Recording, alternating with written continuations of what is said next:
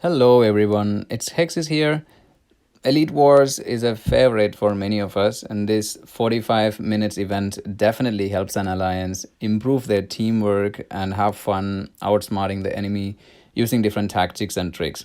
And today let's go over the most important things that each of us should keep in mind while we are out there to bring glory for our teams. Some of these might seem too basic, but trust me, sometimes a good execution of these basics is all you need. I will also try to show some examples, so stay with me until the end of this video so that you don't miss out on all the details you are here to learn. Before we begin, let me also remind you the rules to win an elite war. First one is straightforward, you have to capture the enemy base. And second one is by holding castles. If you're the attacking side, that is if your alliance declared the elite war, then you need to hold more castles than the enemy. And if you're the defending side, then having equal number of castles is already enough to ensure victory. Alright then, let's go into more of these crazy details. So number one is the commander. Select one player to be the commander who will lead the event. Nobody else should talk during the event. There is a mute button now available in the chat in the lower left corner. It will stop anyone other than an R4 or R5 from sending messages in the chat. So make sure that your commander is minimum an R4 if you plan on using it. The second one is discipline, and this one is super important if you want to win. Avoid any confusion in the chats and most of all frustration for your commander. I can't stress enough the need for all to pay close attention to the chat and read it all carefully before doing anything. This will stop anyone from running around like headless chickens in the battlefield. Nobody should leave a castle unless the commander calls for it. This is especially critical when it comes down to holding castles to win the event.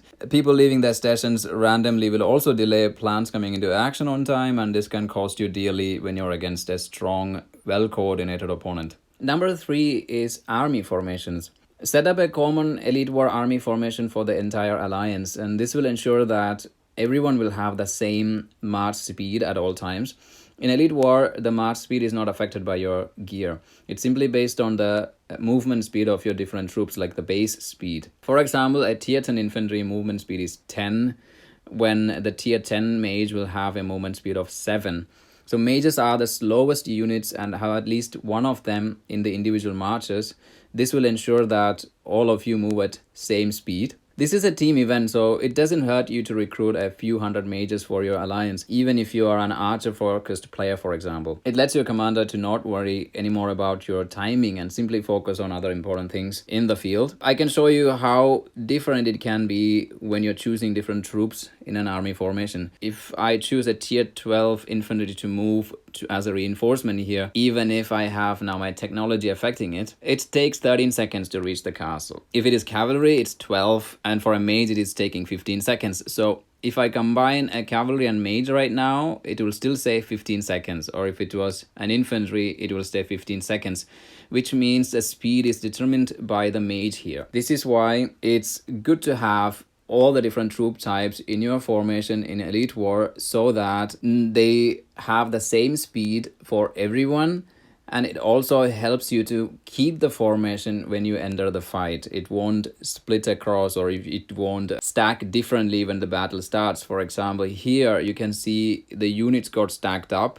not spread across, and sometimes this can lead to disasters because your angels are not supposed to hit too early in a fight and they are getting hit already, or your friend line gets broken through pretty fast. So this also leads to saving a march preset specifically for Elite War and keeping it there. You can name it Elite War, so you don't have to make it over and over again whenever you need to go into an Elite War. Also, another thing, you can split your army evenly so that you have enough to refill without having to heal or adjust too much in the middle of the fight. For example, here I have 300k mages nearly, and I can just choose 60,000 in my March presets, and there would still be enough to refill even if I lose some of them in the fight without having to heal or readjust. All I have to do is press the preset number and it's there. So this helps a lot with refilling quickly when timing is everything to push for an advantage. A common alliance preset will then make sure that all your troops will stay properly in the right places when the fight happens, and also helps you to refill faster. Keep in mind, angels are crucial in every army. They are the strongest unit in the game, so fill all of your angels when you make the preset. Number 4 is assigning teams. You can set up teams and give them specific tasks in the battle. For example, you can assign a few to block the strongest player from the enemy. There is a feature in the game already for creating teams. So if you click on more groups, here you can actually create and manage groups. So if I click on new, you can choose a name for the team that you want. You can have different colors for them to identify them. Notes like, for example, name it like flanks, and then those will be the ones that are assigned for going through flanks. All the players you choose will be displayed here under each team name. It makes it easier for all to see it from inside the game itself without having to create any additional group mails that may get lost eventually. Having teams is also very helpful for the commander to say, okay, team B go here. Already they know what they're doing, and it's not that difficult to type that compared to a lot more instructions and then having the problem with losing time when you're typing something and then the enemy is already up to something. So it's always about being on point and finding the right opportunity to strike. So having the ability to minimize the time that you're typing already is helpful, and when people already know what they are supposed to do, it also saves a lot of work for the commander to focus on things outside of it. Number 5 is timing. Timing is everything in Elite Wars. Winning any battle in War and Order basically depends on the time at which people join the fight. If you attack at the same time or defend at the same time, it makes a huge difference. If someone is too early, it can even mess up your fighting formation and can lead to disasters regardless of having an advantage in numbers. For example, one very common mistake is people joining a fight one by one, which basically makes it easy for a well-stacked enemy defense to kill you with minimum losses. You can spot this by looking back at battle replays. It's also a good way to see whether your battle formations got messed up because of people having the wrong presets. Suppose you have issues with timings, for example, because of network lags, or somebody didn't see the command to move on time, then just use some speeds to land with the rest of your allies on time. But remember to not speed too early. Rule of thumb is to speed when the battle starts. However, you have to press speeds continuously until you land. Otherwise, there will be too much delay and it will not be as effective. This holds true the same way when your commander calls for a speed hit. It's painful to see half of the forces slow marching while 10 of you are already there and fighting. This is so much easier than giving people numbers to calculate, since not all of us in the game are math buffs. Number 6 is the return button. Use it always to return directly to the base. You need to be in a castle to be able to use it. First time is free, then 50 gems each time. However, it's very handy ability in case the base needs a quick defense. Don't slow march your way back home and lose the fight before you even get there. Number 7 is about specific gear for Elite Wars.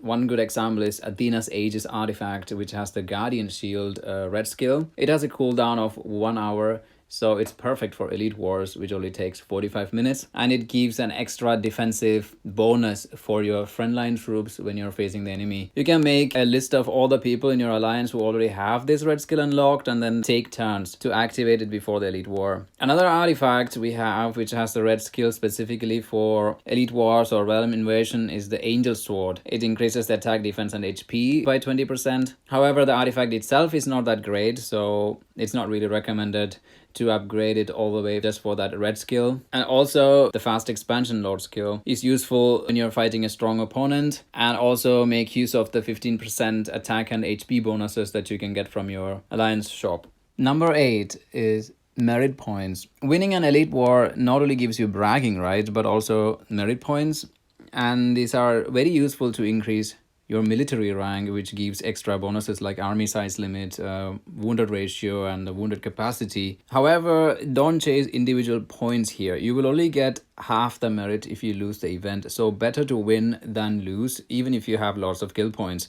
There is only a very small difference in the merit points you get based on certain kill point threshold levels. For example, I got 728 merit points from the last Elite War that we had, in which I ranked number 4 overall with around 15 million points. But at the same time, another guy in my alliance also got 728 merit points, and he only had 6 million points with him. And I believe that the maximum you can get from a single war is also determined by the elite war ranking points of your enemy. So what's the highest merit that you got from a single elite war? Leave that in the comments below.